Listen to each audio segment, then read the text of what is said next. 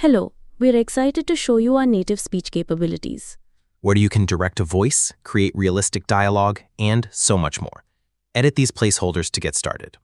ब्रिटिशांनी बुद्ध दिलाय आणि फ्रेंचांनी इजिप्त. 1. तुम्ही सम्राट अशोकचे नाव ऐकले काय? 2. तुम्ही सम्राट अशोकला शोधणाऱ्या जेम्स प्रिन्सेपचे नाव ऐकले काय? मला पूर्ण माहिती आहे. पहिल्या प्रश्नाचे उत्तर होय असे आहे आणि दुसऱ्या प्रश्नाचे उत्तर नाही. होय, अगदी खरं आहे. ब्रिटिश जर भारतात आले नसते किंवा फ्रेंच जर इजिप्तमध्ये गेले नसते तर भारताला बुद्ध मिळाला असता का? किंवा इजिप्तला त्यांच्या पिरॅमिडची ओळख झाली असती का? याचे उत्तर मोठ्या अर्थाने नकारार्थी आहे. बुद्ध भारताच्या मातीत मिसळला होता किंवा मिसळवला गेला होता. बुद्धाच्या 90% मूर्त्या डोक्याकडून तुटलेल्या आढळतात. त्यांना तोडून मातीत मिसळवायचे काम भारतात कुणीतरी केले आहे. पण भारताच्या मातीतून बुद्धाच्या मूर्त्या आणि बुद्धाची मंदिरे बाहेर काढण्याचे काम ब्रिटिशांनी केले आहे. एखाद्या फिनिक्स पक्षासारखा बुद्ध राखेतून उभा राहिला आहे, याचे कारण ब्रिटिश होय. ब्रिटिशांनी 1757ला प्लासी, 1764ला बक्सार जिंकले आणि विलियम्स जोन्स या कलकत्ता येथील त्यावेळेसच्या सुप्रीम कोर्टाच्या जजने पुढील 20 वर्षांतच 1784ला रॉयल एशियाटिक सोसायटीची स्थापना केली. भारतातील संस्कृत आणि अरबी ग्रंथांनी त्याला प्रचंड आकर्षित केले होते. कालिदासांचे शकुंतला वाचून तो असं म्हणतो की मी आजपर्यंत असे समजत होतो की विल्यम शेक्सपियर इतका मोठा दुसरा नाटककार जगात नाही, परंतु शकुंतला वाचल्यानंतर मला कळतंय की प्रेमाला कालिदासाने दिलेल्या इतक्या मोठ्या उपमा विल्यम शेक्सपियर सुद्धा देऊ शकला नाही. विल्यम जोन्स मरेपर्यंत या सोसायटीचा अध्यक्ष होता आणि मरेपर्यंत त्यांनी भारतीय साहित्यावर लेखन केले. 1794ला त्याच्या मृत्यूनंतर रॉयल एशियाटिक सोसायटीचे हे काम पुढे James Prinsep, Robert Colebrook, Alexander Cunningham अशा अनेक लोकांनी पुढे नेले आणि यांच्या कार्यातूनच भारताला मातीत मिसळलेला बुद्ध पुन्हा शोधता आला. भारतातील बुद्ध शोधण्याची सुरुवात जेम्स प्रिन्सेप या व्यापाराने केली असे म्हणता येईल. 1771ला हा भारतात निळीच्या शेतीत व्यापारासाठी आला आणि प्रचंड पैसा कमावून इंग्लंडला परत गेला. परंतु भारतातील विविध जुन्या मंदिरातील आर्किटेक्चरच्या वेडाने त्याला पुन्हा बोलावले. त्याला नाणे संकलनाचे वेडसुद्धा लागले आणि हे वेड पुढे नाण्यांवर लिहिलेल्या लिपीपर्यंत गेले. या विषयात तरबेज झाल्यानंतर त्याने भारतातील प्रत्येकच परिसरातील नाणे आणि त्यावरील लिपी समजून घेण्याचा प्रयत्न केला. नाण्यांवर मोठ्या प्रमाणात एक लिपी दिसत होती, ती ब्राह्मी किंवा पाली ही होती. जवळपास सर्वच नाण्यांवर किंवा त्या काळात मिळालेल्या शिलालेखांवर एक वाक्य वारंवार लिहिलेले मिळायचे, ते म्हणजे देवानम पिया हे होय. सुरुवातीला देवानम पिया हा श्रीलंकेचा राजा समजला गेला. परंतु 1837 वर्षी जॉर्ज टोर्नरने श्रीलंकेत अनुराधापुरा येथील शिलालेखावरून हे सिद्ध केले की देवानम पिया म्हणजेच सम्राट अशोक होय. हा शोध जेम्स प्रिन्सेपचा उपयोगात आला. या अभ्यासामुळेच देवानम पिया हा चंद्रगुप्ताचा नातू आणि बिंदुसाराचा मुलगा असून त्याचेच नाव अशोक आहे, हे जगाला समजले. 1836 ते 1838 या काळात जेम्स प्रिन्सेपने बायोसियाटिक सोसायटीच्या जर्नलमध्ये ब्राह्मणी आणि खरोशी लिपीवर मोठ्या प्रमाणात आर्टिकल लिहिलेत. शब्दांचा अर्थ समजून सांगितला. लिपीची वेडेवाकडी शब्द शोधण्यात आणि त्यांचा अर्थ लावण्यात त्याचे दिवस आणि रात्र जात होते. त्याला डोकेदुखीचा त्रास सुरू झाला, डोळ्यांचे इन्फेक्शन झाले आणि त्यामुळे त्याचा एक गोळा पूर्णतः निकामा झाला. हा त्रास डोक्याच्या नवीनच न समजणाऱ्या एका आजारात बदलला.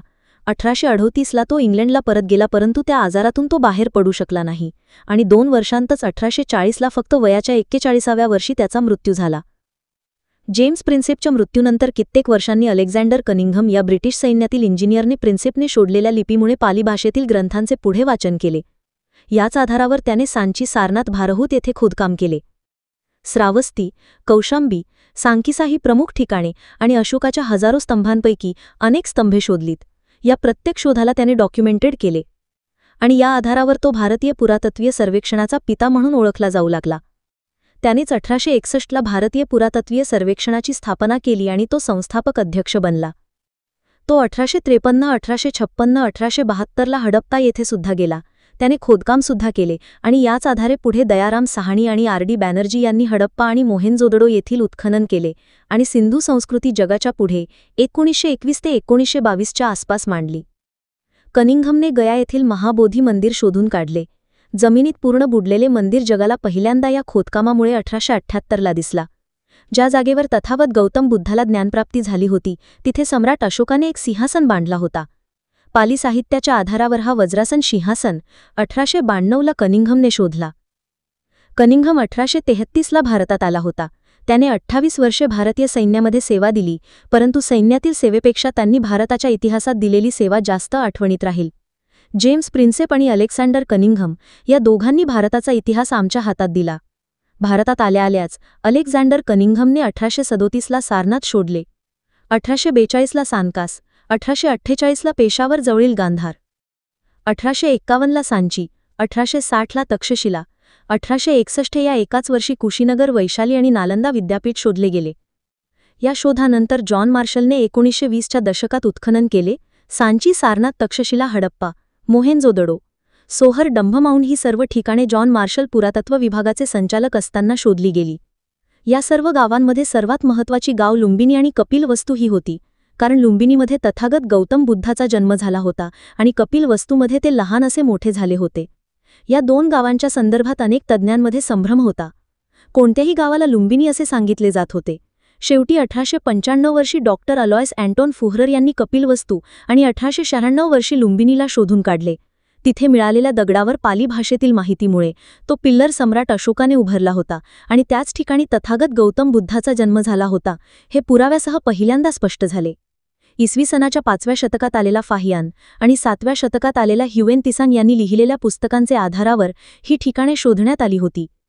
लुंबिनीमध्ये मिळालेल्या दगडावर देवानम प्रियदर्शी यांच्या राज्याभिषेकाला 20 वर्ष झाल्याच्या निमित्ताने त्याने या ठिकाणी येऊन पूजा केली, कारण या ठिकाणी बुद्ध शाक्यमुनीचा जन्म झाला आहे. त्याने स्वतः हा पिल्लर उभा केला आहे आणि त्या पिल्लरवर तो घोड्यावर बसलेल्या मुद्रेत स्वतःला दर्शवित आहे. त्याने लुंबिनी हे गाव करमुक्त केले आणि राज्याच्या उत्पन्नाचा 8वा हिस्सा या गावाला दिला.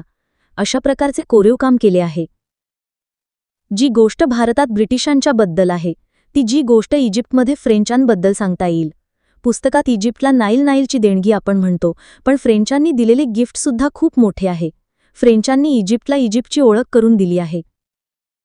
फ्रेंचसुद्धा इजिप्तमध्ये बाहेरून राज्य करायला आले होते.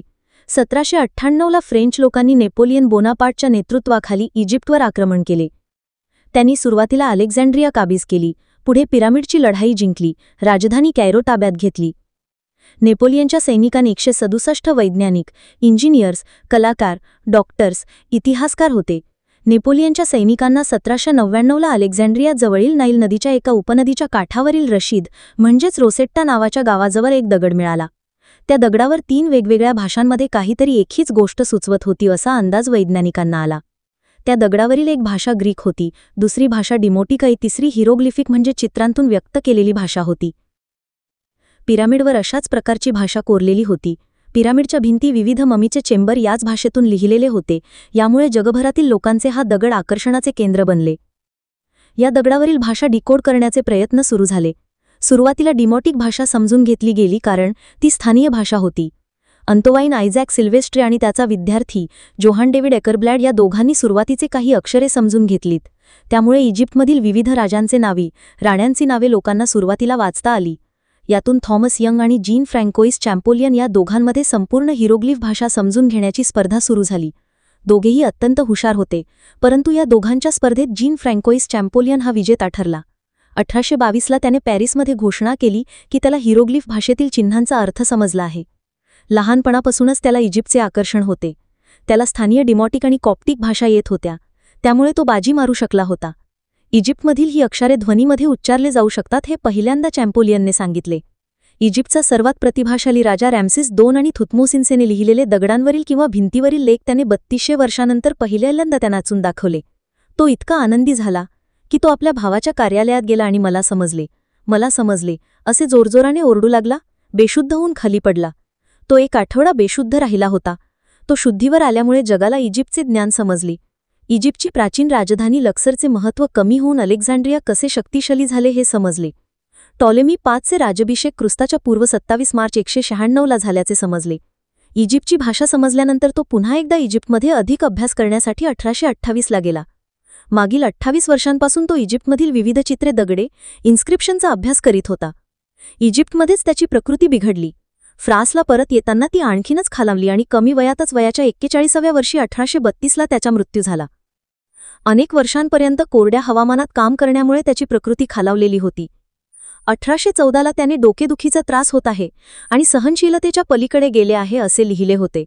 म्हणजे प्रकृती वाईट असताना सुद्धा तो भाषेचा अभ्यास करीत होता. त्याच्या शेवटच्या दिवसांत तो मसल पेन, पॅरालिसिस, बोलण्यातील जडतपणा, शरीरावरचे नियंत्रण सुटणे आणि श्वासविकाराच्या त्रासाशी झगडत होता. ज्या माणसाने इजिप्तच्या चित्रांना अर्थ दिला तो अडखळत बोलत असल्यामुळे त्याच्या शब्दांचा अर्थ लोकांना कळत नव्हता. नेपोलियन बोनापार्टच्या इजिप्तवरील या आक्रमणामुळे हजारो वर्षांपर्यंत पडून राहिलेली भाषा लोकांना समजली. नेपोलियनच्या आक्रमणामुळे जगाचा फक्त इतिहासच नाही तर जगाचे विज्ञानसुद्धा बदलले. पुरातत्वविज्ञान, भाषाविज्ञान, मानववंशशास्त्र, अर्थशास्त्र यांच्यावर नव्यानेच प्रकाश पडला. अधिक अभ्यास करण्यासाठी नेपोलियनने इन्स्टिट्यूट ऑफ इजिप्तची स्थापना केली. इजिप्तच्या विविध विद्यापीठात हा अभ्यासात शिकवला जातोय. मी मागील वर्षी इजिप्तमध्ये असताना काही ठिकाणी मला जीन फ्रँकोइस चॅम्पोलियनचे बोर्ड दिसले. माझा गाईड त्याने दिलेल्या कॉन्ट्रिब्युशनविषयी मला सांगत होता. जेम्स प्रिन्सेप ज्याने भारताला अशोक आणि बुद्ध दिलाय, जीन फ्रँकोइस चॅम्पोलियन ज्याने इजिप्तला इतिहास दिला आहे. या दोघांचाही मृत्यू वयाच्या 41व्या वर्षी झाला आहे. मरण्याचे हे नक्कीच वय नाही, परंतु एखादी गोष्ट